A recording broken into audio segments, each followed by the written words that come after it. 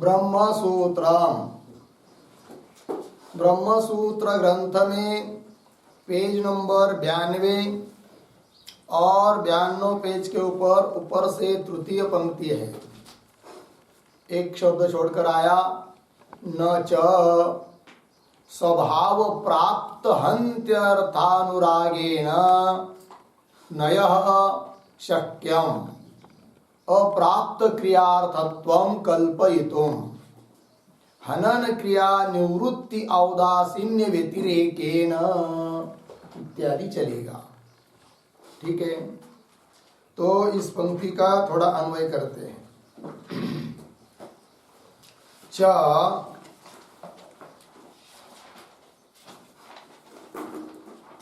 मिला, च आगे नयः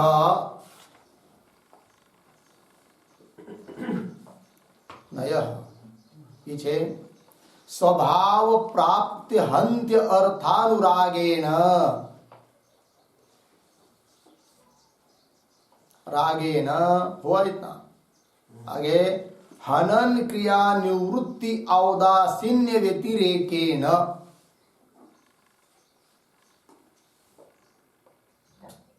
अप्राप्त क्रियार्थत्वं कल्पयितुम। वाक्य क्या आरंभ में आया है? न शक्यम। ठीक है, न शक्यम मिल गए सब पद। देखो भाई, बात यह चल रही है कि विधि वाक्यों के अंतर्गत जो सिद्ध पद आए हैं, सिद्ध अर्थ के बोधक पद आए हैं, उनका विचार किया कि जैसे सोम, दधि इत्यादि सिद्ध पदार्थों का उपदेश कथन वेद के द्वारा हो सकता है, तो सिद्ध ब्रह्म का उपदेश क्यों नहीं होगा? अर्थात होता है। ये बात कही। उसके बाद कहना शुरू कर दिया कि इतना ही नहीं, तो जो निषेध वाक्य है, उदाहरण ब्राह्मणों न हंतव्य इत्यादि जो निषेध वाक्य हैं, तो निषेध वाक्य जैसे सिद्धार्थ के प्रतिपादक है, उसी प्रकार वेदांत वाक्य भी सिद्धार्थ के प्रतिपादक है। इस बात को कथन करने के लिए ग्रंथकार ने, भाष्यकार भगवान ने आरंभ किया। फिर निषेध वाक्य कैसे सिद्धार्थ का कथन करते हैं, इस बात का उपक्रम किया कि जैसे ब्राह्मणों न हंतव्य, यहाँ पर इस वाक्य के द्वारा निवृत्ति का उपदेश हुआ है कि ब्राह्मण का हनन नहीं करना चाहिए, हनन का अभाव अर्थात निवृत्ति। अब निवृत्ति क्या चीज है भाई? हनन का अभाव क्या है? हनन का अभाव ही निवृत्ति है, किंतु वह है क्या? तो वो तो न स्वयं क्रिया है। ठीक है, निवृत्ति का अभाव है, हनन का अभाव, वो क्रिया नहीं है, और न क्रिया का साधन है, क्योंकि क्रिया का साधन दधि आदि भाव पदार्थ होता है। अभाव पदार्थ से किसी क्रिया की, किसी कार्य की सिद्धि होती नहीं है, और हनन का अभाव तो यह अभाव है, अतः वह क्रिया का साधन भी नहीं है, न स्वयं क्रिया है। फिर है क्या? तो अक्रियार्थ है, क्रियार्थ से भिन्न अर्थ है, अर्थात सिद्ध अर्थ है। तो ऐसे सिद्ध अर्थ का प्रतिपादन यदि निषेध वाक्य करता है, तो वेदांत वाक्य, उपनिषद वाक्य क्यों सिद्ध अर्थ का प्रतिपादन नहीं करेगा? अर्थात सिद्ध अर्थ का प्रतिपादन, ब्रह्म का प्रतिपादन वेदांत वाक्यों के द्वारा होता है, इस बात को बताया। ठीक है, और मीमांसकों ने जो बात कही है कि आम्नायस्य क्रियार्थत्वात् अनर्थक्यम अतदर्थानाम, जो वेद वाक्य क्रियार्थों को नहीं बताता है वह व्यर्थ है, अनर्थक है, उसका कोई अर्थ नहीं है। ये नियम को यदि मानेंगे कि तो क्या होगा? तो ब्राह्मणों न हंतव्य, ये सब निषेध वाक्य जितने भी आए हुए हैं वो सब अनर्थक होने लगेंगे, अतः उनका वो कहना ठीक नहीं है। फिर उनके कहने का अभिप्राय क्या हो सकता है वो आगे बताएंगे भगवान भाष्यकार। ठीक है, किंतु यदि सिद्धार्थ को, सिद्ध अर्थ को प्रतिपादन करने वाले वाक्य यदि अनर्थक हो जाएंगे, तो ब्राह्मणों न हंतव्य इत्यादि निषेध वाक्य सब अनर्थक होंगे और उनको अनर्थक मानना, व्यर्थ मानना इष्ट नहीं है। इस बात को कहा। तो कुल मिलाकर कहने का तात्पर्य इतना ही हुआ कि जैसे निषेध वाक्यों के द्वारा सिद्ध अर्थ का प्रतिपादन है, वैसे उपनिषद वाक्यों के द्वारा ब्रह्मरूप सिद्ध अर्थ का प्रतिपादन होता है। सत्यम ज्ञानम अनंतम ब्रह्म इत्यादि वाक्य कूटस्थुर ब्रह्म का प्रतिपादन करते हैं, अर्थात ब्रह्म का प्रतिपादन वेद के द्वारा क्रिया का शेष करके नहीं है, स्वतंत्र रूप से प्रतिपादन है। इस बात का कथन हुआ। लग गया अर्थ इतना। अब इस पर कदाचित पूर्व पक्षी शंका करता है क्या, कि वो कहेगा सिद्धांतियों को, अरे भाई सिद्धांती, तुमने ब्राह्मणों न हंतव्य इस वाक्य का जो अर्थ निकाला, हननाभाव अर्थात निवृत्ति, जिसको तुमने कह दिया सिद्धार्थ, किंतु ब्राह्मणों न हंतव्य इस वाक्य का अर्थ वैसा नहीं है। फिर क्या है? इस वाक्यों का अर्थ भी क्रिया ही है। ऐसा करेंगे। कौन कहेगा? पूर्व पक्षी कहेंगे। कैसा करेंगे क्रिया? तो नय जो आया है वाक्य में, ब्राह्मणों न हंतव्य, न तो नय के अनेक अर्थ होते हैं। तो नय का अर्थ जैसा अभाव है, उस प्रकार नय का अर्थ हम करेंगे विरोध। तब अर्थ हो जाएगा क्या? हनन विरोधी, क्योंकि हनन के साथ संबंध है। हन्यते में हन धातु का अर्थ जो हनन, उसके साथ नय का योग है, संबंध है, और नय का अर्थ कर दिया विरोध, हनन विरोधी। फिर क्या? तो ब्राह्मण विषयक हनन विरोधी संकल्प करना चाहिए, ऐसा अर्थ करेंगे। तो हनन विरोधी संकल्प करना चाहिए, तो संकल्प करना ये क्रिया है का सिद्ध अर्थ है, ये तो क्रिया है।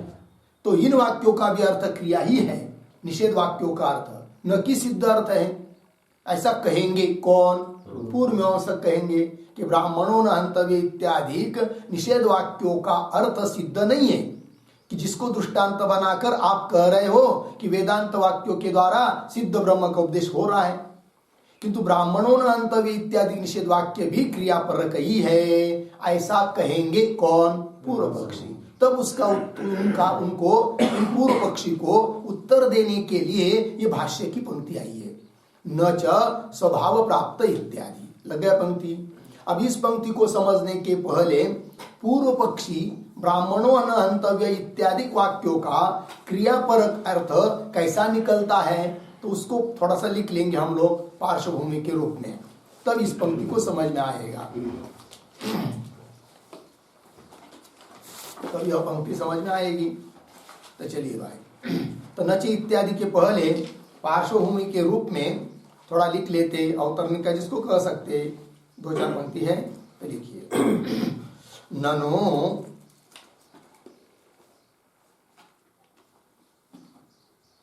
ननो उद्धरण चिन्ह में आगे ब्राह्मणों न हंतव्य,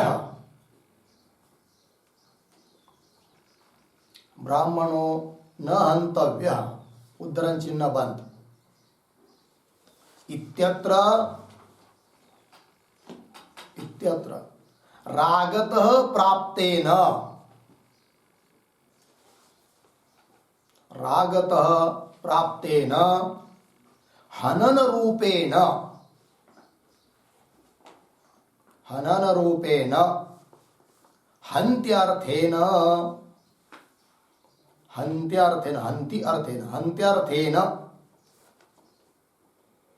सह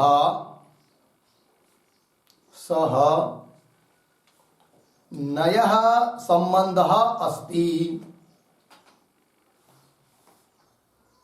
नयः संबंधः अस्ति, पूर्णविराम। नयः अर्थः, नयः अर्थः न अभावः, न अभावः अर्धविराम, किंतु विरोधः इति, किंतु विरोधः इति, पूर्णविराम। अतः तेन नया,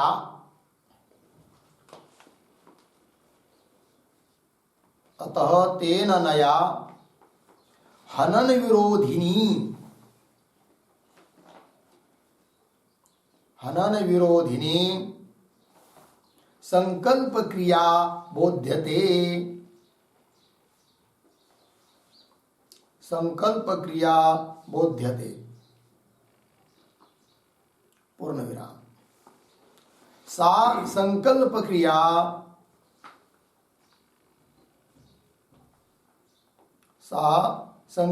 क्रिया नयर्थ रूपा अस्ति।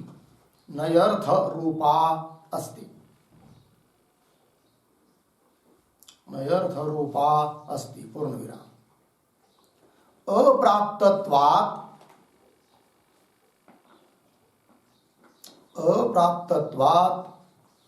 सा विधीयते।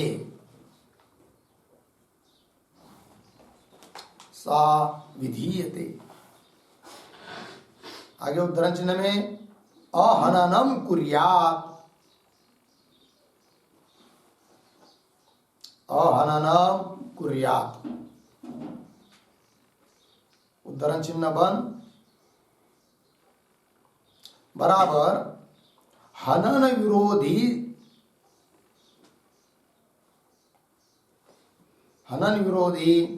संकल्प करना चाहिए, उसका अर्थ कर दिया। अहनन कुर्यात् का अर्थ हनन विरोधी संकल्प करना चाहिए पूर्ण विराम इति हो गया। आगे अतः ब्राह्मण न हन्तव्यः। ब्राह्मण न हन्तव्यः इति वाक्यम न निवृत्त्यर्थम।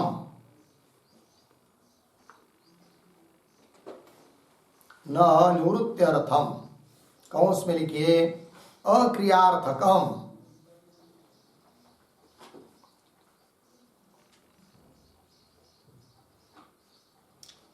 बराबर सिद्धार्थकम न।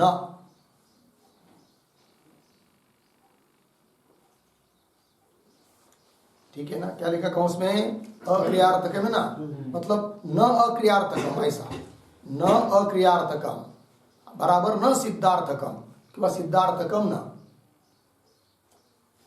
कौंस बन किंतु कार्यार्थम भवति।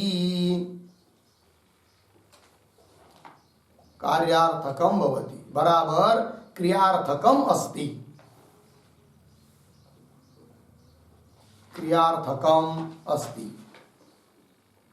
पूर्ण विराम। अतः न अक्रियार्थोपदेशः। अक्रियार्थोपदेशः अर्धविराम किंतु क्रिया एव उपदिश्यते। क्रिया एव उपदिश्यते इति चेत आह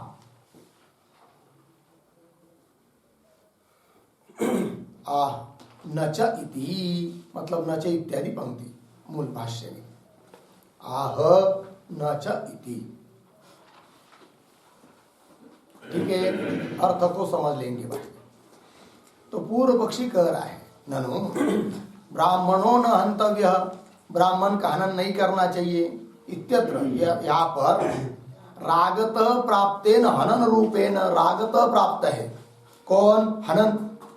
तो हनन रूपेण हंत्यर्थेन, हनन रूप जो हंत्यर्थ मतलब हन धातु का अर्थ, उसके साथ सह नयः संबंध अस्ति, नय का संबंध है। वाक्य में न का संबंध, नय का संबंध किसके साथ है? हन धातु का अर्थ जो हनन रूप अर्थ उसके साथ है।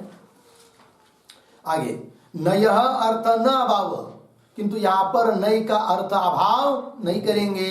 पूर्व मतलब पूर्व पक्षी कह रहे हैं सिद्धांतियों को कि ये सिद्धांति तुमने ऊपर जैसे नय का अर्थ अभाव कर दिया तब अर्थ निकाला कि हननाभाव, हनन विषय निवृत्ति है कि नहीं, किंतु वैसा अर्थ नय का नहीं है। न नय का अर्थ है विरोध। देखिए नय अर्थ न अभाव किंतु विरोध इति। अतः तेन नया उस नय के द्वारा हनन विरोधिनी संकल्प क्रिया बोध्यते।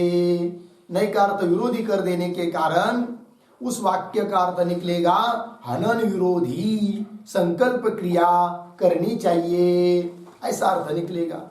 वही सा संकल्प क्रिया नयर्थ रूपा अस्ति। नय का अर्थ क्या है जी? संकल्प रूप क्रिया है। अतः यह वाक्य भी इस क्रियार्थक ही हो गया, अक्रियार्थक नहीं रहा। सा संकल्प क्रिया नयर्थ रूपा अस्ति। दूसरी बात अप्राप्तत्वात् है कि नहीं? यह जो संकल्प क्रिया है कि नहीं? हनन विरोधी संकल्प करना चाहिए। यह जो संकल्प है वह अन्य किसी वाक्य के द्वारा प्राप्त नहीं है, अप्राप्त है। ऐसी वाक्य के द्वारा प्राप्त हो रहा है, अतः यह विधि है। ठीक है, तो वही करे अप्राप्तत्वात् सा विधीयते। सा अप्राप्तत्वात् सा विधीयते। सा संकल्प क्रिया विधीयते, संकल्प क्रिया का विधान हो रहा है। कैसे? अहननम कुर्यात्। ये वाक्य है, यह अर्थ निकल आ रहा है संकल्प क्रिया। इसका अर्थ क्या भाई? हनन विरोधी संकल्प करना चाहिए। अहननम कुर्यात् मतलब क्या? अ का अर्थ है विरोध, तो हनन विरोधी और लक्षणा करके संकल्प लाएंगे, तो हनन विरोधी संकल्प करना चाहिए। तो संकल्प करना ये क्या है? क्रिया है का अक्रिया है? क्रिया ही है। अहननम कुर्यात् इति। अतः ब्राह्मण न हंतव्य इति वाक्य न निवृत्त्यर्थम। यह वाक्य निवृत्त्यर्थक नहीं है, अर्थात न अक्रियार्थक, अक्रियार्थक नहीं है कि नहीं? अर्थात सिद्धार्थक नहीं है। किंतु कैसा है फिर? कार्यार्थम भवति। कार्यार्थक ही है, कार्य को अर्थात क्रिया को अर्थात कर्म को बताने वाला ही यह वाक्य है। ठीक है, सिद्ध अर्थ को बताने वाला यह वाक्य नहीं है कि जिसको दृष्टांत करके आप बता रहे थे कि उसी प्रकार वेदांत के द्वारा सिद्ध ब्रह्म का बोध हो रहा है, किंतु ऐसी बात नहीं है। कौन कह रहा है? पूर्व पक्ष। किंतु कार्यार्थम एव भवति, अर्थात क्रियार्थकम अस्ति। अतः न अक्रियार्थोपदेश, अतः क्रियार्थक उपदेश इस वाक्य के द्वारा नहीं हो रहा है, किंतु क्रिया एव उपदिश्यते, क्रिया का ही उपदेश हो रहा है। इति चेत लग गया अर्थ। तो यहाँ तक जो मूल भाष्य में चिंतन हुआ था उस समय न का अर्थ अभाव करके वाक्य का अर्थ निकाला था क्या? हननाभाव। किंतु पूर्व पक्षी ने क्या कर दिया? अर्थ को चेंज कर दिया। अक्रियार्थक ऐसा वाक्य का अर्थ न रखकर क्रियार्थक वाक्य का अर्थ बना दिया। नय का अर्थ विरोध करके किसने? मीमांसक या पूर्व मीमांसकों ने, पूर्व पक्षियों ने। तब उनका उत्तर दे रहे भगवान भाष्यकार भगवान कि ऐसा नहीं हो सकता, इस प्रकार का अर्थ आप कर नहीं सकते। जो हमने अर्थ किया है हननाभाव, हनन विषय निवृत्ति अर्थात अक्रियार्थ सिद्धार्थ, वही अर्थ करना पड़ेगा, ऐसा कह रहे कौन? भगवान भाष्यकार सिद्धांती। तो वही पंक्ति आ रही अभी जो हमने पढ़ी थी। देखिए न च स्वभाव प्राप्त हंत्यर्थनुरागेन नयः शक्यम अप्राप्त क्रियार्थत्वं कल्पयितुम हनन क्रिया निवृत्ति औदासीन्य व्यतिरेकेन। ठीक है ना? और अन्वय किया था क्या? च नयः, नय का षष्ठी है, नय का स्वभाव प्राप्त हंत्यर्थ अनुरागेन, स्वभावतः प्राप्त जो हंत्यर्थ, हन धातु का अर्थ हनन, उसके साथ अनुराग संबंध होने के कारण। किसका? नय का। नय का संबंध किसके साथ? हनन के साथ। ठीक है, जो हनन रागतः प्राप्त है, स्वभावतः प्राप्त है, ऐसे हनन क्रिया के साथ नय का संबंध होने के कारण। इतना लगा? तो क्या होगा फिर? तो आप ऐसा होने से आप हनन क्रिया निवृत्ति औदासीन्य व्यतिरेकेन, इस प्रकार के अर्थों को छोड़कर, जो कि हमने ऊपर किया है, सिद्धांती कर रहे, उस अर्थ को छोड़कर अप्राप्त क्रियार्थत्वं कल्पयितुम न शक्यम, है कि नहीं। अप्राप्त क्रियार्थत्व मतलब जो क्रिया प्राप्त नहीं, संकल्प रूप क्रिया, उस क्रिया को बताने वाला यह न है, ऐसी कल्पना आप कर नहीं सकते। लगा। सरल सरल भाषा में क्या होगा, भाष्यकार भगवान या सिद्धांती कह रहे हैं कि जो अर्थ ब्राह्मणों ने हंतव्य इस वाक्य का हमने किया है, हनन अभाव रूप अर्थ किया है, उस अर्थ को छोड़कर अन्य अर्थ कर नहीं सकते। बोलेंगे क्यों? इसलिए कि नय का संबंध हनन के साथ है, इसलिए अन्य अर्थ कर नहीं सकते। अन्य अर्थ कौन? अप्राप्त जो क्रियार्थ संकल्प रूप क्रिया, इस प्रकार का अर्थ कर नहीं सकते। क्यों कर नहीं सकते? कारण क्या? नय का अन्वय हनन के साथ है, इसलिए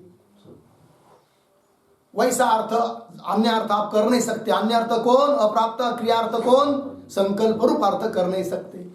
किस अर्थ को छोड़कर वैसा अर्थ कर नहीं सकते?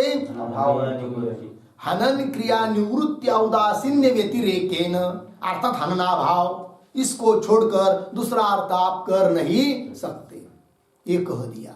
लेकिन हेतु क्या दिया? कारण क्या बताया? नय का हनन क्रिया के साथ संबंध होने के कारण। थोड़ा ध्यान दीजिए भाई। अब नय का हनन क्रिया के साथ संबंध होने से क्यों ऐसा अर्थ कर नहीं सकते जैसा कि पूर्व पक्षी कह रहा है? संकल्प क्रिया रूप अर्थ ऐसा क्यों नहीं कर सकते, जबकि हनन अभाव ही अर्थ करना पड़ेगा? क्यों? नय का संबंध हनन के साथ होने के कारण। लेकिन ऐसा होने से क्यों, क्या कारण है, उससे क्या फर्क पड़ता है? ठीक है कि नहीं? ये बात सभी बातों को समझना है हम लोगों को। किंतु उसके पहले हम इस पंक्ति के द्वारा क्या कहना चाहते सामान्य तौर पर समझ में आया ना। अब शब्दों को समझ लेते पहले, फिर हनन के साथ नय का संबंध होने से हननाभाव ही अर्थ होगा, अन्य अर्थ नहीं हो सकता है। क्यों? उसका भी उत्तर देखेंगे। तो पहले एक एक शब्दों को देखिए। तो च नयः स्वभाव प्राप्त हंत्यार्थानुरागेन ये पद आया है। इसका अर्थ इतना ही है क्या? नय का संबंध हनन के साथ होने से अन्य अर्थ कर नहीं सकते। किंतु शब्द वैसे लिखे हैं तो उसको देखना पड़ेगा, तो लिखते उसका अर्थ स्वभाव प्राप्त हंत्यार्थानुरागेन ये पद है कि नहीं? उसके लिए एक पर्याय शब्द पहले लिख लीजिए थोड़े में। क्या? हंत्यर्थ संबंधित्वात्, हंत्यर्थ संबंधित्वात् नय इत्यर्थ हो गया। इतना संक्षेप में अर्थ हुआ। मतलब हन धातु का अर्थ जो है उसके संबंधी नहीं होने के कारण लगे इतना। अब थोड़ा सा लिखते हैं स्वभाव प्राप्त इत्यादि शब्द के ऊपर लिखिए। स्वभावतः, स्वभावतः, ठीक है ना, बराबर रागतः, रागतः प्राप्तेन, प्राप्तेन हंत्यर्थेन, हंत्यर्थेन, हंत्यर्थेन बराबर हननेन, हननेन कौंस में लिखिए सह, कौंस बंद, सह कौंस बंद। आगे अनुरागेन, अनुरागेन बराबर संबंधेन,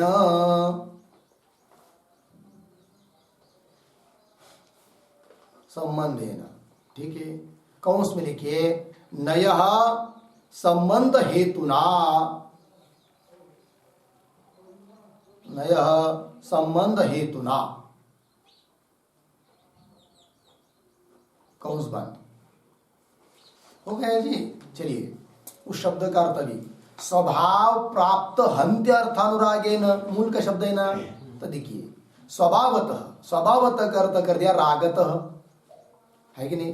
रागतः प्राप्तेन, स्वभाव प्राप्त तो रागतः प्राप्तेन, राग से प्राप्त ऐसा जो, कौन, हन्त्यर्थ, अर्थात हनन। तो हनन के साथ अनुराग है नहीं का, अनुराग का अर्थ है संबंध, है कि नहीं। हनन रागत प्राप्त, जो स्वभावता प्राप्त जो हनन, उस हनन के साथ अनुराग अर्थात संबंध है नहीं का, और तृतीय हेतु अर्थ में। इसलिए ऐसा होने के कारण, ठीक है ना, क्योंकि ब्राह्मणों न हंतव्य, इस वाक्य में आया हुआ जो न, उसका संबंध किसके साथ है, हनन के साथ है। हन धातु का अर्थ जो हनन, उसके साथ है। ऐसा संबंध होने के कारण क्या भाई, कि आप हनन अभाव को छोड़कर अन्य अर्थ नहीं कर सकते।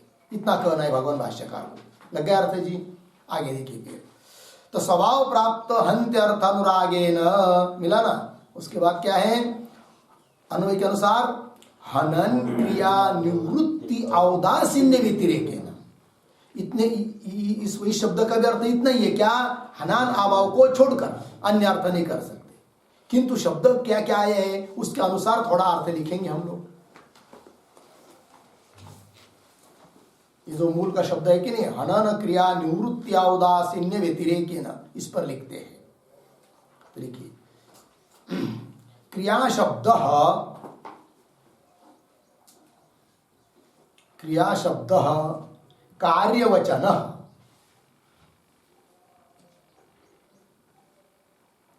क्रिया शब्द कार्यवचन, अर्धविराम, अर्धविराम, हनन रूपा या क्रिया, हनन रूपा या क्रिया, अर्धविराम, तस्याः तस्याः अभाव रूपा या निवृत्ति, तस्याः अभाव रूपा या निवृत्ति, तस्याः अभाव रूपा या निवृत्ति, अर्धविराम, तया उपलक्षितम, तया उपलक्षितम यद औदासीन्यम, यद औदासीन्यम तद व्यतिरेकेन, तद व्यतिरेकेन। तो क्या अर्थ हुआ फिर, बराबर मूल का शब्द हनन क्रिया निवृत्ति औदासीन्य व्यतिरेकेन, मूल में आया हुआ है भाष्य में। बराबर व्यतिरेकेन के बाद बराबर हनन क्रिया निवृत्ति औदासीन्य व्यतिरेकेन,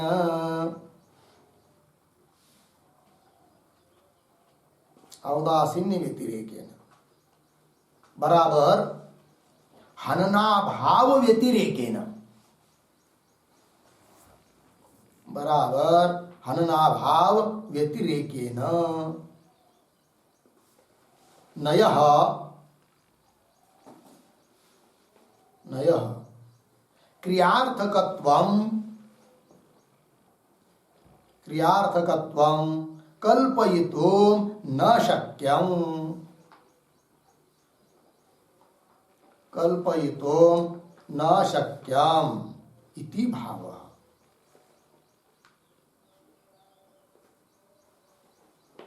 इति भावः। पूर्ण विराम, थोड़ा आगे लिखिए कौंस में, उपलक्षकत्वम्, उपलक्षकत्वम् बराबर परिपालकत्वम्, उपलक्षकत्वम् बराबर परिपालकत्वम्, अर्धविराम, औदासीन्यम्, औदासीन्यम् बराबर पुरुषस्य स्वरूपम्,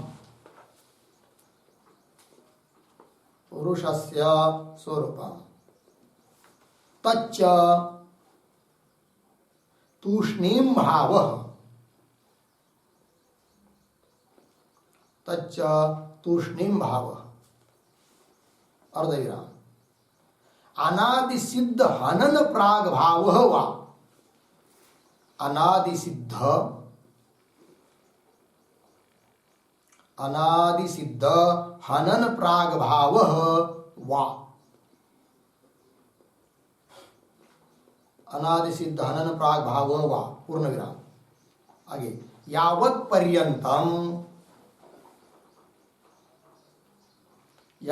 पर्यंतम पुरुषे हननात्यंता हननात्यंत भाव अस्ति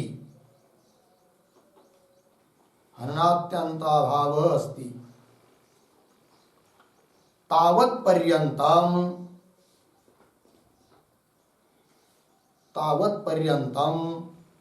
पुरुषनिष्ठ तुष्णिम भाव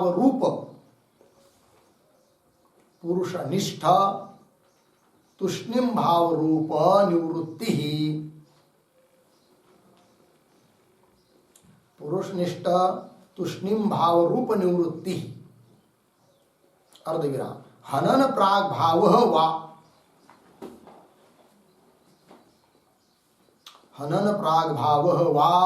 तथैव तिष्ठति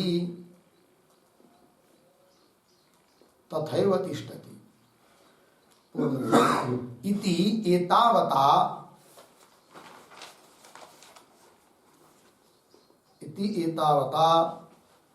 नयर्थ हनन अत्यंता भाव रूपया नयर्थ हनन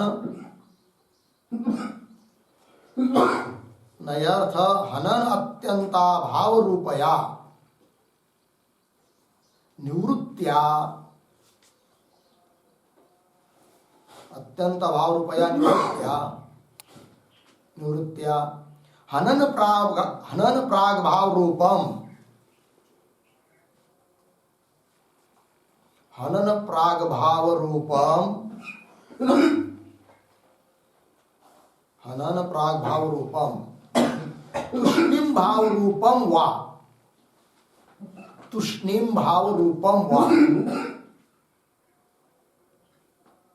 तुष्णिम भाव रूपम वा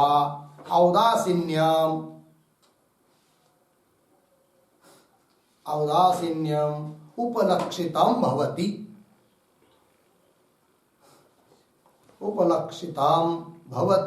इति उच्यते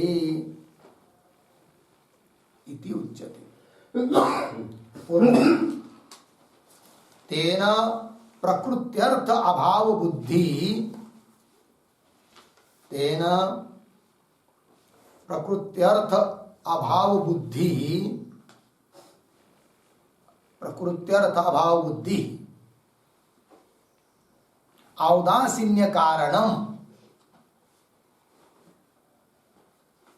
औदासीन्य कारणम इति उक्तम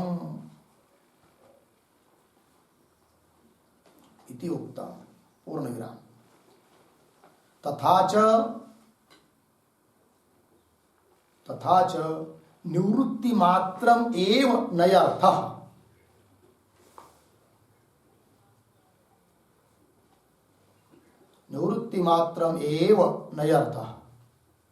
अर्धविराम। तेन एव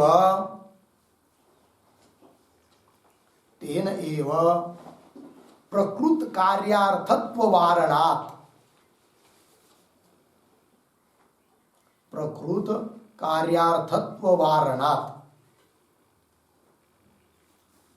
बराबर उद्धरण चिन्ह में अहननम कुर्यात्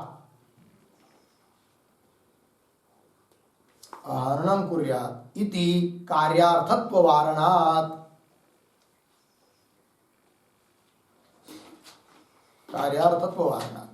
अर्धविराम। औदासीन्यम तु नयर्थ साध्यम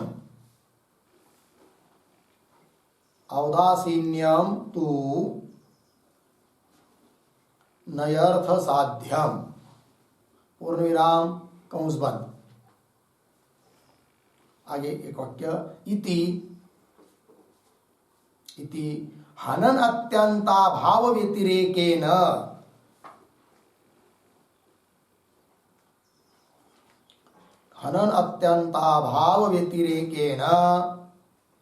नयः क्रियार्थकत्वं कल्पयितुम् क्रियार्थकत्वं कल्पयितुं न शक्यम, कल्पयितुं न शक्यम इति भावः। हो गया? चलो भाई अर्थ देखेंगे।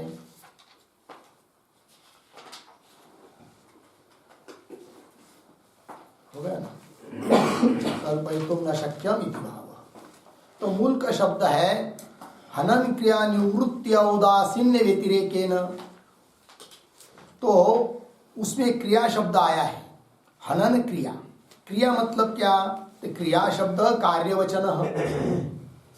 क्रिया शब्द का अर्थ है कार्य अर्थात कर्म, ठीक है। क्रिया, क्रिया शब्द कार्यवचन। हनन रूपा या क्रिया, हनन क्रिया आया है ना उस पद में, हनन क्रिया। तो हनन रूपा या क्रिया, हनन रूप जो क्रिया है, तो तस्याः अभाव रूपा या निवृत्ति, हनन क्रिया निवृत्ति, ऐसा है कि नहीं? तो हनन रूपा जो क्रिया, उसका अभाव रूप जो निवृत्ति। तो क्या तक हुए? हनन क्रिया निवृत्ति। फिर तया उपलक्षितम, उस हनन क्रिया की निवृत्ति, हनन क्रिया का अत्यंत अभाव, निवृत्ति मतलब अभाव, हनन क्रिया का जो अत्यंत अभाव, उससे उपलक्षित है औदासीन्य। उपलक्षित कौन हुआ? औदासीन्य। और दूसरा शब्द उपलक्षित को कराने वाला जो होता है उसको कहते उपलक्षक। तो उपलक्षक कौन है फिर? हनन क्रिया का अभाव रूप जो निवृत्ति, वो हुई उपलक्षक। और औदासीन्य हुआ क्या? उपलक्षित। तो क्या पद आया है? हनन क्रिया निवृत्ति औदासीन्य, है कि नहीं? तो वही तया उपलक्षितम यद औदासीन्य तद व्यतिरेकेन, फिर आगे पद आया तद व्यतिरेकेन, तो पद बन गया पूरा। हनन क्रिया निवृत्ति से उपलक्षित जो औदासीन्य, उस औदासीन्य को छोड़कर व्यतिरेकेन क्या? अप्राप्त क्रियार्थत्व, मूल में आए ना, अप्राप्त क्रियार्थत्व कल्पयितुं न शक्यम, मतलब अन्य कोई क्रियार्थ है उस वाक्य का, ऐसी कल्पना कर नहीं सकते। किससे व्यतिरिक्त अर्थ कर नहीं सकते? हनन क्रिया निवृत्ति औदासीन्य व्यतिरेकेन, इस अर्थों को छोड़कर अन्य अर्थ कर नहीं सकते। अर्थात हनन का अत्यंत अभाव रूप जो निवृत्ति वही अर्थ है, उसको छोड़कर अन्य अर्थ कर नहीं सकते, यह अर्थ कहना है। तो जो लिखा है उसको देखिए, यद तया उपलक्षितम यद औदासीन्यम तद व्यतिरेकेन, तो शब्द पूरा बन गया हनन क्रिया निवृत्ति औदासीन्य व्यतिरेकेन, मतलब थोड़े में हननाभाव व्यतिरेकेन, हननाभाव को छोड़कर। नयः नय का क्रियार्थकत्वम, अन्य कोई क्रियार्थ कल्पयितुं न शक्यम इति भाव। लग गया पद समझ में आया पूरा? किंतु हनन क्रिया की निवृत्ति है कि नहीं, हनन क्रिया है कि नहीं, उसकी क्या निवृत्ति, उससे उपलक्षित किया किसको? औदासीन्य को। और उपलक्ष्य बन गई कौन? हनन क्रिया की निवृत्ति। तो उपलक्षक मतलब क्या? तो आगे फिर आपको लिख के दिया कंस में, उपलक्षकत्वम परिपालकत्वम। उपलक्षकत्वम का क्या अर्थ करेंगे? परिपालक। तो परिपालक है, रक्षण करने वाली है कौन? हनन क्रिया निवृत्ति, ये उपलक्षक है, परिपालक है किसकी? औदासीन्य की। अर्थात जब तक हनन क्रिया की निवृत्ति रहेगी, हनन क्रिया का अभाव रहेगा, तब तक औदासीन्य बना रहेगा। अतः औदासीन्य का परिपालक हो गई कौन? हनन क्रिया की निवृत्ति, हनन क्रिया का अभाव। वो कैसे, उसको भी स्पष्टीकरण किया है आगे। उपलक्षकत्वम परिपालकत्वम। और औदासीन्य क्या है भाई? तो जिसका परिपालन कर रही है निवृत्ति। तो औदासीन्य का अर्थ कर रहे हैं, औदासीन्य के दो अर्थ। औदासीन्यम पुरुष से स्वरूपम, पुरुष का स्वरूप है वो क्या? तच्चतुष्णिम भाव, चुपचाप स्थिर रहना, शांत रहना, ये है औदासीन्य। ठीक है ना जी? एक अर्थ। क्यों? अनादि सिद्ध हनन प्रागभाव, ये दूसरा अर्थ औदासीन्य शब्द का। औदासीन्य शब्द के दो अर्थ, एक अर्थ तुष्णिम भाव, दूसरा अर्थ अनादि सिद्ध, अनादि काल से चलता आ रहा है जो हनन का प्राग भाव, हनन का प्राग भाव, हनन नहीं है, हनन का प्राग भाव। ठीक है ना? तो हनन का प्राग भाव वैसा ही रहेगा। कब तक? जब तक हनन क्रिया की निवृत्ति, हनन क्रिया का अत्यंत अभाव रहेगा। हनन क्रिया कर ही नहीं रहे तो हनन क्रिया का प्राग भाव ही बना रहेगा ना, अर्थात औदासीन्य बना रहेगा, अर्थात औदासीन्य का पालन होगा, रक्षण होगा। किससे? हनन क्रिया की निवृत्ति से, हनन क्रिया के अत्यंत अभाव से। ठीक है ना? इसलिए हनन क्रिया की निवृत्ति, हनन क्रिया का अत्यंत अभाव जो उपलक्षक है, अर्थात औदासीन्य का परिपालक है। लग गया अर्थ? कि वह तुष्णिम भाव वैसा ही बना रहेगा, चुपचाप भाव, जब तक हनन क्रिया नहीं करते हैं, है कि नहीं? अर्थात हनन क्रिया का अभाव जब तक है तब तक तुष्णिम भाव रहेगा ही, तो अर्थात औदासीन्य रहेगा। अर्थात औदासीन्य का पालक रक्षक हो गया कौन? हनन क्रिया की निवृत्ति। देखिए भाई, औदासीन्य पुरुष से स्वरूपम तच्च, वो क्या है पुरुष का स्वरूप? तुष्णिम भाव। क्यों? अनादि सिद्ध हनन प्राग भाव वा, उससे का स्पष्टीकरण कर रहे, कैसा रक्षण करते करके। यावत पर्यंतम पुरुषे, जब तक पुरुष में हनन अत्यंत भाव अस्ति, हनन का अत्यंत भाव है, मतलब हनन क्रिया नहीं कर रहा है, अत्यंत भाव है, तावत पर्यंतम, तब तक पुरुष निष्ठ, उस पुरुष में तुष्णिम भाव रूप निवृत्ति, चुपचाप तुष्णिम भाव रूप निवृत्ति अर्थात औदासीन्य बना ही रहेगा। ठीक है? क्यों? हनन प्राग भाव, हनन का प्राग भाव भी रहेगा तब तक, जब तक घट नहीं बनाते हैं तब तक घट का प्राग भाव है ही है। घट का प्राग भाव कब नष्ट होगा? घट बनाएंगे तब। उस प्रकार हनन क्रिया करेंगे तब हनन क्रिया का प्राग भाव नष्ट होगा, किंतु हनन क्रिया की निवृत्ति ही रहेगी तब तक क्या? हनन क्रिया का प्राग भाव बना रहेगा, औदासीन्य बना रहेगा। अर्थात उस औदासीन्य का परिपालक हो गई कौन? हनन क्रिया की निवृत्ति, हनन क्रिया का अत्यंत भाव। अतः हनन क्रिया से उपलक्षित कर दिया किसको? औदासीन्य को। तावत पर्यंतम पुरुष निष्ठ तुष्णिम भाव रूप निवृत्ति क्यों हनन प्राग भाव वा तथा एव तिष्ठति इति एतावता। इस कथन से क्या सिद्ध हुआ भाई? नयर्थ हनन अत्यंता भाव रूपया निवृत्तिया, नय का अर्थ जो कौन? हनन का अत्यंता भाव है कि नहीं? तो हनन का अत्यंता भाव रूप निवृत्तिया, उस निवृत्ति से क्या? हनन प्राग भाव रूपम, हनन का प्राग भाव रूप क्यों? तुष्णिम भाव, यह इस प्रकार का औदासीन्य उपलक्षितम भवति। औदासीन्य क्या हुआ? उपलक्षित हुआ, उपलक्षितम भवति इति उच्यते। तेन, उससे क्या हुआ? प्रकृत्यर्थावा बुद्धि, प्रकृत्यर्थ मतलब न का हनन के साथ संबंध करके जो अर्थ निकाला हनना भाव, वह बुद्धि। तेन प्रकृत्यर्थ अभाव बुद्धि, हननाभाव बुद्धि औदासीन्य कारण। औदासीन्य का क्या है?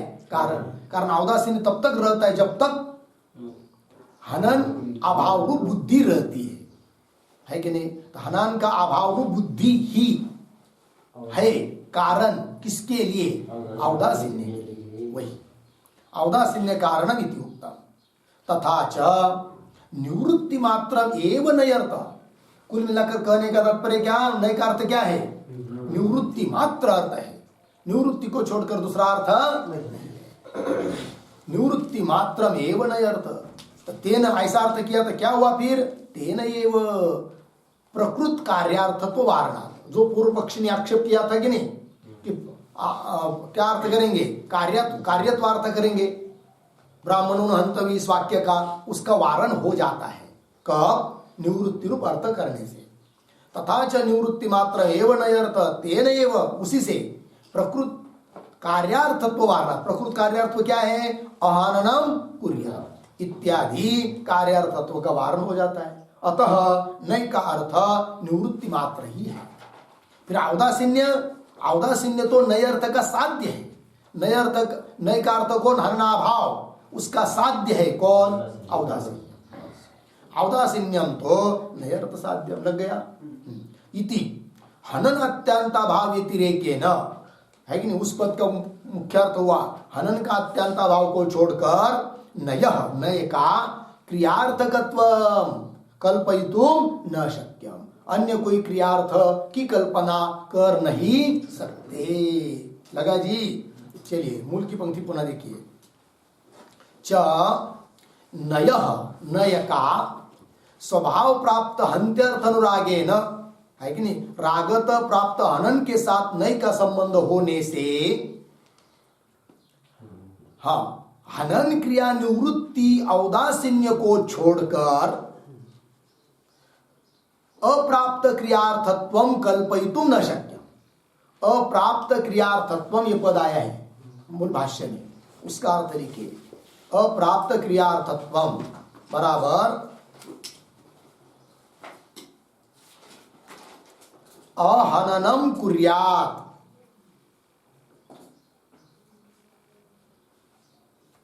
अहननम कुर्यात्, उसका अर्थ तो लिख के दिया ही आपको। क्या लिख के दिया था? हनन विरोधी संकल्प करना चाहिए, इस प्रकार का। अहननम कुर्यात् मतलब क्या? हनन विरोधी संकल्प करना चाहिए। अहननम कुर्यात् मतलब बराबर अहनन विषयकम संकल्प क्रिया कर्तव्या, किंवा हनन विरोधिनी संकल्प क्रिया कुर्यात् कर्तव्या। अहननम कुर्यात् का अर्थ हो जाएगा हनन विरोधिनी संकल्प क्रिया कुर्यात् किंवा कर्तव्या। हो गया। इति एवं अप्राप्त क्रियार्थत्व, इति एवं अप्राप्त क्रियार्थत्व,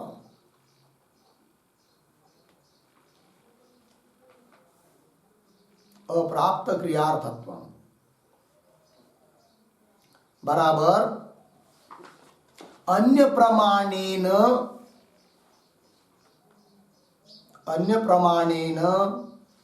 अप्राप्ता, अन्य प्रमाणेन अप्राप्ता संकल्प रूपा क्रिया,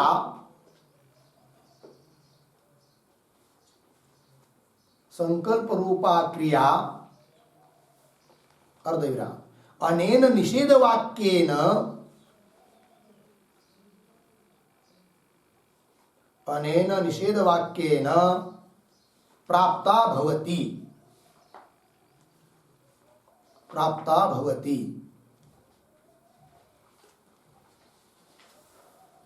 अतः विधि एव अस्ति, अतः विधि एव अस्ति।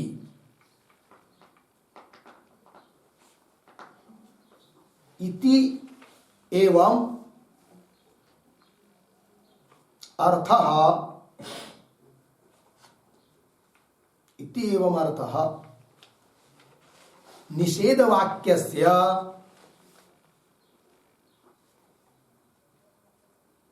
निषेध वाक्यस्य कल्पयितुं न शक्यते, कल्पयितुं न शक्यते, न शक्यते। यतो हि नयः, नयः कौंस में लिखिए निषेधार्थक नकारस्य, निषेधार्थक नकारस्य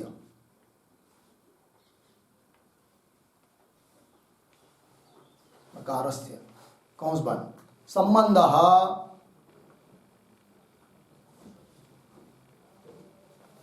हननेन सह अस्ति, हननेन सह अस्ति इति, हननेन सह अस्ति इति। हो गया जी। चलो भाई, तो मूल पद आया है अप्राप्त क्रियार्थत्व। अप्राप्त क्रियार्थत्व क्या जी? कि जो पूर्व पक्षी ने कहा था अहननम कुर्यात्, अर्थ हनन विरोधी संकल्प क्रिया करनी चाहिए, इस प्रकार का अर्थ कर नहीं सकते, है कि नहीं? क्योंकि उनका कहना था कि अप्राप्त अर्थ है, मतलब अन्य प्रमाणों के द्वारा प्राप्त नहीं है, और ऐसा अर्थ इस वाक्य के द्वारा कहा जा रहा है, अतः ये विधि ही है कि नहीं? तो क्रिया ही अर्थ है इसका, सिद्धार्थ नहीं है इस वाक्य का। ऐसा जो पूर्व पक्षी ने कहा वो उसका कहना ठीक नहीं है। क्यों? ये तो ही, क्यों लिख के दिया है आपको? ये तो ही के आगे क्या लिखा है? ये तो ही मतलब क्योंकि, क्यों निषेधार्थक नय का संबंध, नय मतलब वही निषेधार्थक नकार का संबंध हनन के साथ है, इसलिए वैसा अर्थ कर नहीं सकते। कौन सा अर्थ कर नहीं सकते? क्रियारूप अर्थ कर नहीं सकते, अर्थात नय का अर्थ विरोध कर नहीं सकते। अपितु नय का अर्थ क्या है?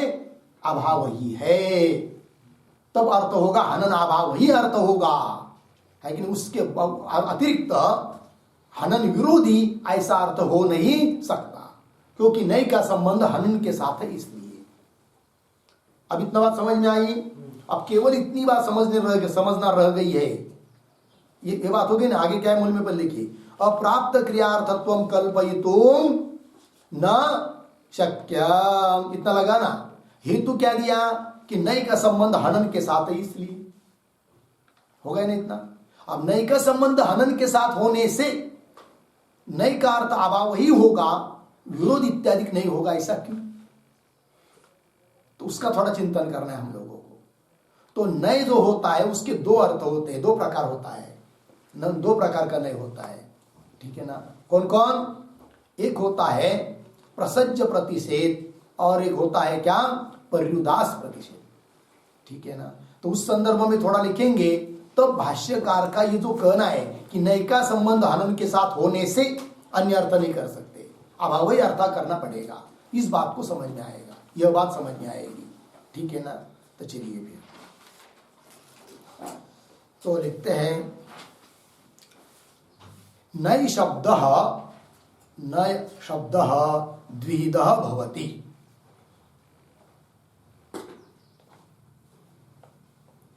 नय शब्द द्विविधः भवति, पूर्ण विराम, पर्युदासः अर्धविराम, प्रसज्ज प्रतिषेधः च इति।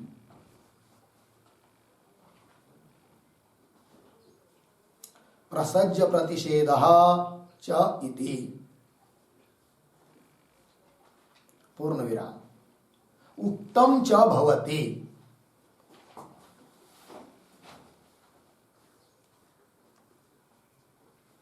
उक्तम च भवति।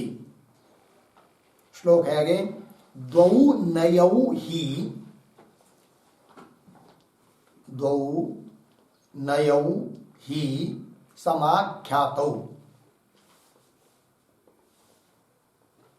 समाख्यातौ पर्युदास प्रसज्जकौ,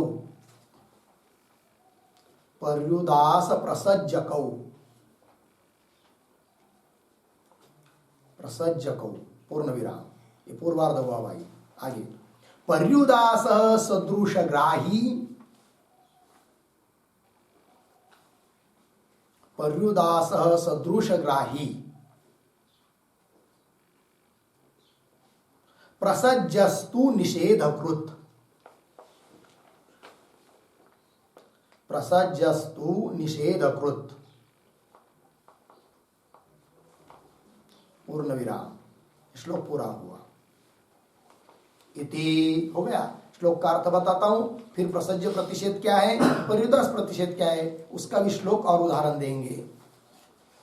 तो देखो भाई, गौ नयौ ही समाख्यातो, दो नय है, समाख्यातो सम्यक आख्यातो, सम्यक वर्णन हुआ है नकार का दो प्रकार से। कौन कौन? एक है पर्युदास, दूसरा है प्रसज्जक। तो पर्युदास प्रसज्जको, एक पर्युदास एक प्रसज्ज, पर्युदास प्रतिषेध प्रसज्ज प्रतिषेध। तो पर्युदास क्या है, थोड़े में कह दिया यहां पर, पर्युदास सदृश ग्राही, सदृश का ग्रहण करने वाला होता है वह पर्युदास, ठीक है ना?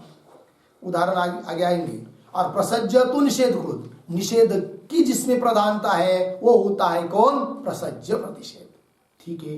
तो चलिए अब लिखते हैं प्रसज्ज प्रतिषेध। नंबर 1 प्रसज्ज प्रतिषेध, उसके बारे में लिखेंगे। प्रसज्ज प्रतिषेध श्लोक है, अप्राधान्यम विधेर यत्र,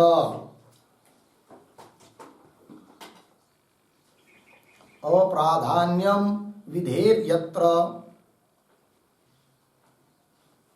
प्रतिषेधे प्रधानता, प्रतिषेधे प्रधानता, पूर्ण विराम मतलब पूर्वार्ध पूरा हुआ। उत्तरार्ध देखिए, प्रसज्य प्रतिषेधोऽसौ, प्रसज्य प्रतिषेधोऽसौ, धो के बाद अवग्रह, प्रसज्य प्रतिषेधोऽसौ क्रियया सह यत्र नये, क्रियया सह यत्र नये, पूर्ण विराम। श्लोक पूरा हुआ। पदच्छेद करता हूं, बाद में अन्वय। अप्राधान्यम विदेहे यत्र, प्रतिषेधे प्रधानता, प्रसज्य प्रतिषेधः असौ क्रियया सह यत्र नये। ठीक, अन्वय। यत्र विधेहे अप्राधान्यम, यत्र विधेहे अप्राधान्यम, आगे प्रतिषेधे प्रधानता, प्रतिषेधे प्रधानता। ठीक है, नीचे यत्र क्रियया सह नये, यत्र क्रियया सह नये असौ प्रसज्य प्रतिषेधः, असौ प्रसज्य प्रतिषेधः। ठीक है, अर्थ देखिए भाई। यत्र विधेहे अप्राधान्यम, जहां पर विधि को प्रधानता नहीं है, गौणता है, अप्राधान्य है। बराबर, एक शर्त हुई, अप्राधान्य है विधि को, और प्रतिषेधे प्रधानता, निषेध को प्रधानता है। ठीक है, और यत्र क्रिया सह नय, जहां नय का संबंध किसके साथ, क्रिया के साथ होता है, क्रिया के साथ नय का संबंध। तीन शर्त हुई, विधि को अप्रधानता, निषेध को प्रधानता, और क्रिया के साथ नय। असौ प्रतिषेध, प्रसज्य प्रतिषेध, इसको कहते हैं प्रसज्य प्रतिषेध। लग गए जी। उदाहरण, यथा, उदाहरण लिखिए। यथा नंबर 1, न कलंजम भक्षयेत, न कलंजम भक्षयेत।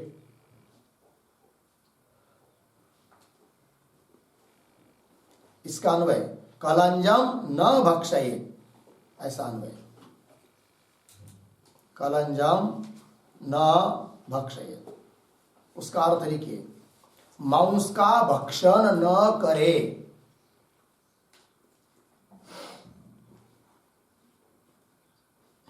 मांस का भक्षण न करे, पूर्ण विराम। अत्र, अत्र नयर्थ अभावः प्रधानः अस्ति, अत्र नयर्थः अभावः प्रधानः अस्ति, पूर्ण विराम। कौंस में लिखिए प्रसज्य, प्रसज्य बराबर प्रसक्त, प्रसक्त बराबर प्राप्त, प्राप्त, अर्धविराम। प्रतिषेध, प्रतिषेध बराबर निषेध, निषेध बराबर अभाव, अभाव, अर्थात प्रसक्त का निषेध, प्रसक्त का निषेध।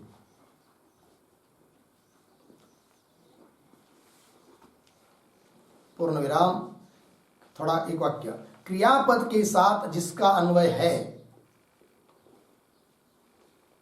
क्रियापद के साथ जिसका अन्वय है, ऐसा नय प्रसज्य प्रतिषेध होता है। श्लोक में आ चुकी ये बात, तो भी लिख के दिया, ऐसा नय प्रसज्य प्रतिषेध होता है। ठीक है ना। क्रियापद के साथ जिसका अन्वय है, ऐसा नय प्रसज्य प्रतिषेध होता है। पूर्ण विराम, कौंस बंद। अर्थ समझ लेंगे। न कलंजम भक्षयेत, ये वाक्य उदाहरण दिया प्रसज्य प्रतिषेध का। अन्वय इसका कलंजम न भक्षयेत, इसका अर्थ है मांस का भक्षण न करे। तो न करे निषेध में प्रधानता है, न की विधि में, ठीक है जी। और भक्ष धातु का अर्थ जो भक्षण, उसके साथ अन्वय है किसका? नय का। अतः यह प्रसज्य प्रतिषेध है, वही लिखा। अत्र नय अर्थ अभाव, नय का अर्थ जो अभाव वो प्रधान है। और प्रसज्य प्रतिषेध का स्पष्टीकरण कर दिया। प्रसज्य का अर्थ होता है प्रसक्त, प्रसक्त का मतलब प्राप्त, और प्रतिषेध मतलब निषेध। तो क्या अर्थ हुआ फिर? प्राप्त का निषेध। जो प्राप्त है, भक्षण करना रागत प्राप्त है, उसका निषेध हो रहा है। अतः यह क्या हुआ? प्रसज्य प्रतिषेध। क्रियापद के साथ जहां नई का अन्वय होता है वो प्रसज्य प्रतिषेध होता है, ठीक है। एक उदाहरण हुआ, लिखिए उदाहरण नंबर 2। उदाहरण चिन्ह में ब्राह्मणो न हंतव्यः,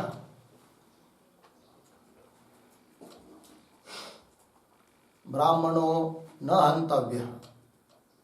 उदाहरण चिन्ह बंद, उसका अर्थ लिखिए ब्राह्मण का हनन न करे,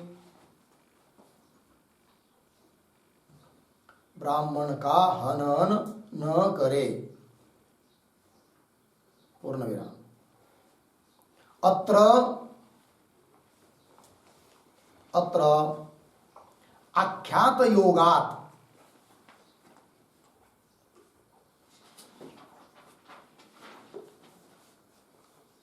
ठीक है, आख्यात योगात बराबर आख्यातैक देश धातु योगात, आख्यातैक देश धातु योगात, आख्यातैक देश धातु योगात, पूर्ण विराम। कौंस में लिखे थोड़ा, यद्यपि यद्यपि लिंगादि विशिष्ट धातु, लिंगादि विशिष्ट धातु आख्यात पदस्य अर्थः, आख्यात पदस्य अर्थः अर्धविराम। तथापि, तथापि उदाहरण चिन्ह में आख्यात जानी रूपाणी, आख्यात जानी रूपाणी, उदाहरण चिन्ह बंद। इत्यादि वृद्ध व्यवहारे, इत्यादि वृद्ध व्यवहारे आख्यातैक देशे,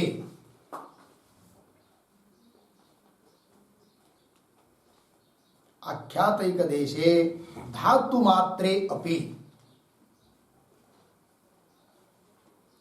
धातु मात्रे अपि आख्यात शब्द प्रयोगस्य दर्शनात्, आख्यात शब्द प्रयोगस्य दर्शनात्, दर्शनात्, पूर्ण विराम। प्रकृते अपि, प्रकृते अपि आख्यात योगात्, आख्यात योगात् इत्यस्य, इत्यस्य आख्यातैक देश धातु योगात्, इत्यस्य आख्यातैक देश, आख्यातैक देश धातु योगात्, धातु योगात् इति अर्थः कृतः अस्ति, इति अर्थः कृतः अस्ति। कौंस बंद। आगे नय, नय प्रसज्य प्रतिषेधः एव, प्रसज्य प्रतिषेधः एव, पूर्ण विराम। अस्य स्वभावः भवति, अस्य स्वभावः भवति यत्, यत् स्वसंबंधिनः अभावं बोधयति।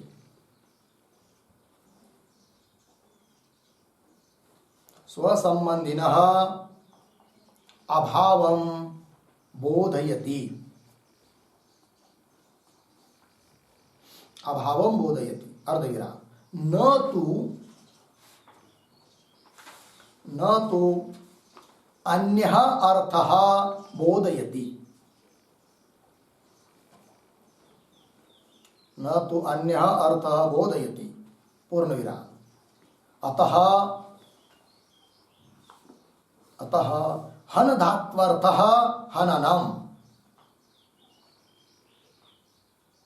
हन धात्वर्थः हननम् अर्धविराम। तस्याभावः एव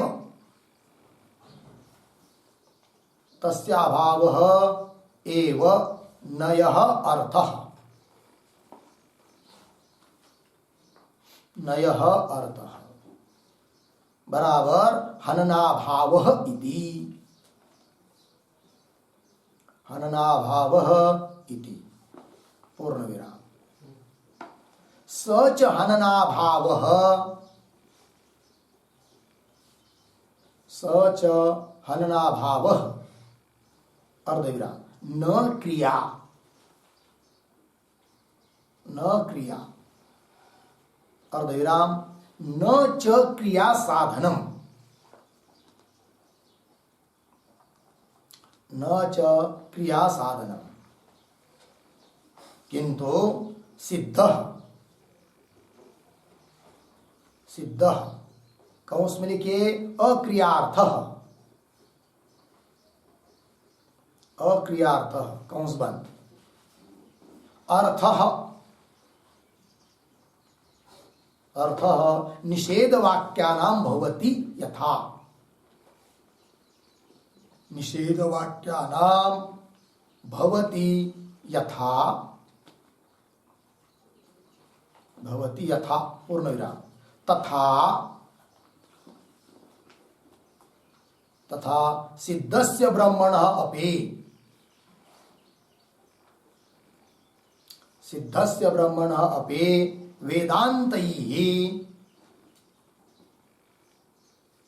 वेदान्तैः उपदेशः। वेदान्तैः उपदेशः बराबर प्रतिपादनं भवति। प्रतिपादनं भवति पूर्णविराम। अतः ब्रह्मणः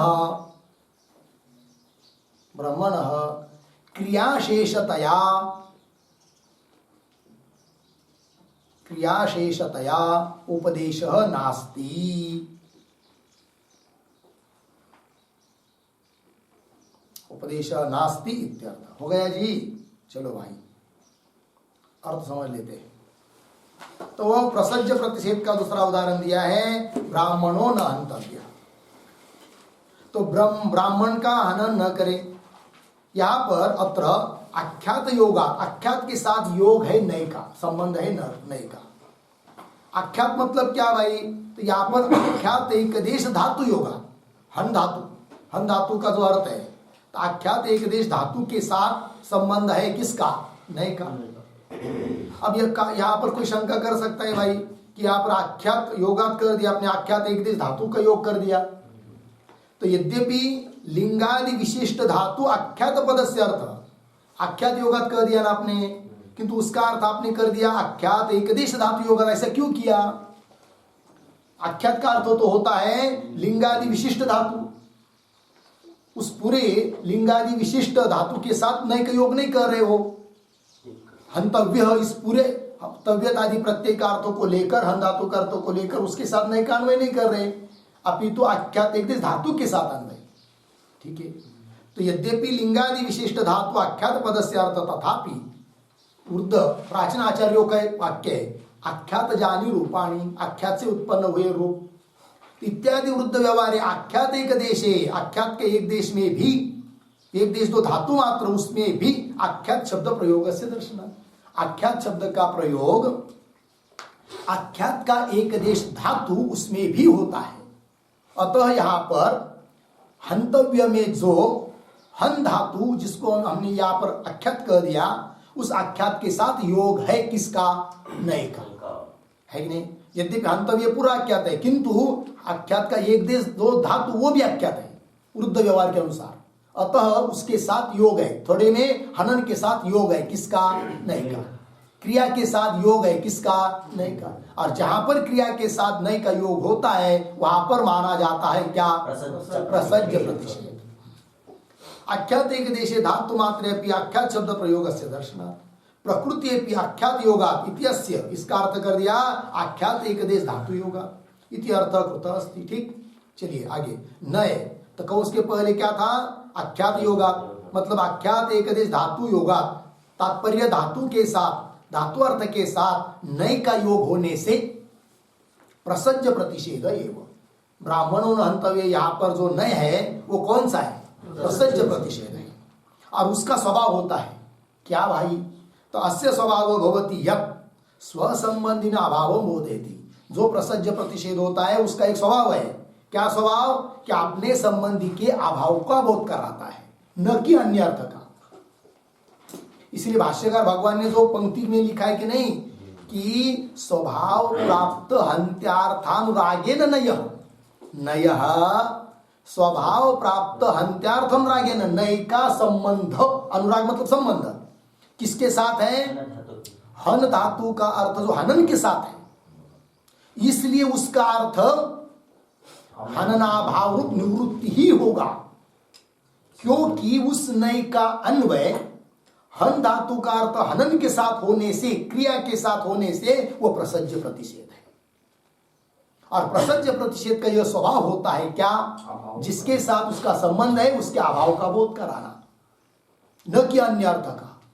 इसलिए ब्राह्मणों न अंतव्य यहां पर न का अर्थ विरोध लेकर आप क्रियार्थक उसका अर्थ कर नहीं सकते, ऐसा भगवान भाष्यकार कह रहे, सिद्धांति कह रहे। किसको? पूर्व पक्षी। बात समझ में आ रही कि नहीं? पूर्व पक्ष ने क्या किया था? ब्राह्मणों ने हंतव्य या नय का अर्थ कर दिया था क्या?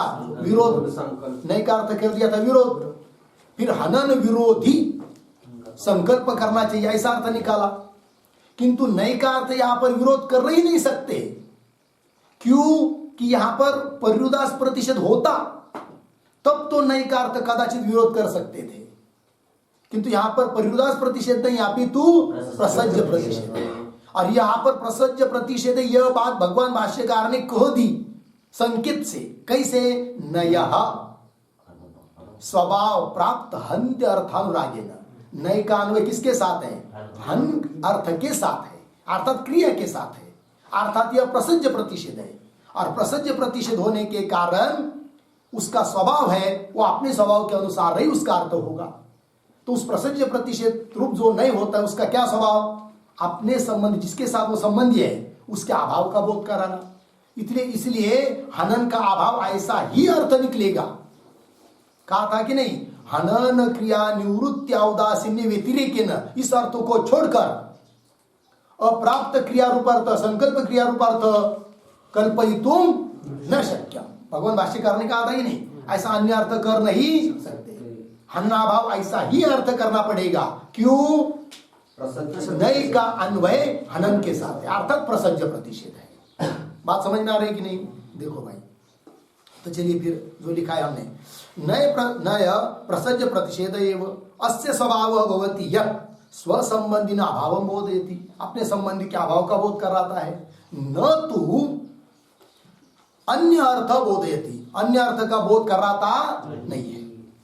अतः हन धात्वर्थ हनन, हन धातु का अर्थ है हनन, तस्य अभाव, उस हनन का अभाव ही एव नयः अर्थ, उस हनन का अभाव ही अर्थ है किसका? नय का। हन्नाभाव इति सच हननाभाव।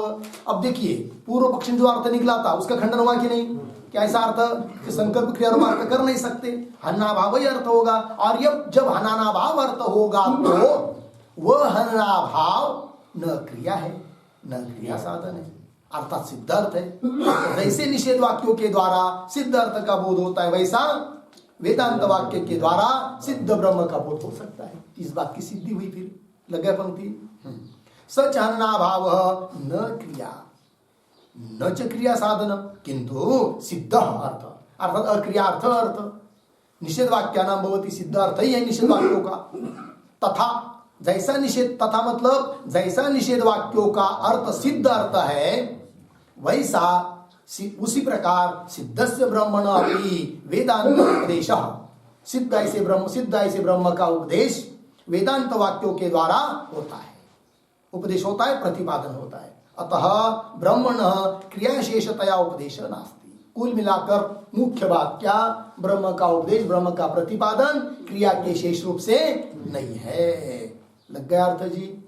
हाँ, ये हो गया भाई प्रसज्ज प्रतिषेध। अब परिरुदास प्रतिषेध क्या होता है उसके बारे में थोड़ा लिखेंगे, फिर उसका स्वभाव इसका स्वभाव का अंतर समझ में आएगा। किंतु समय हुआ, कल करेंगे, कल लिख लेते इसका,